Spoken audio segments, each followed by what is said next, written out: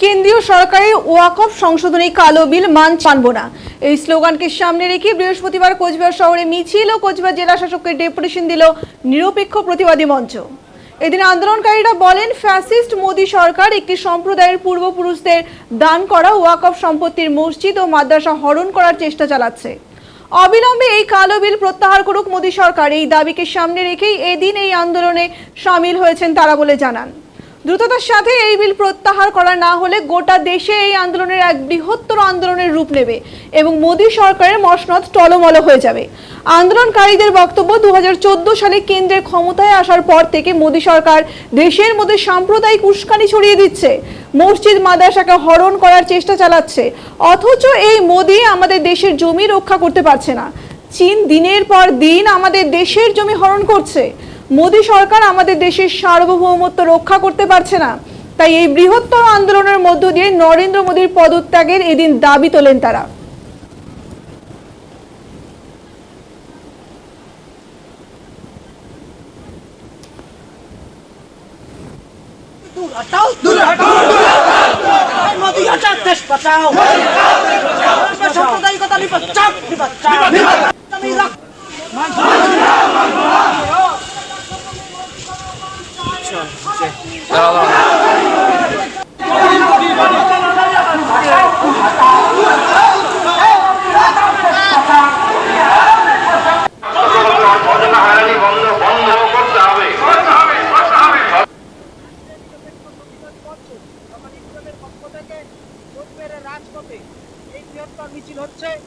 আপনারা জানেন যে এই ফ্যাসিস্ট মোদী সরকার যেরকম একটা সম্প্রদায়ের পূর্বপুরুষদের দান করা ওয়াকফ সম্পত্তি মসজিদ মাদ্রাসাকে হরণ করার চেষ্টা চালাচ্ছে, তার বিরুদ্ধে আজকে বুধবার রাত এই বৃহত্তর বিক্ষোভ মিছিল।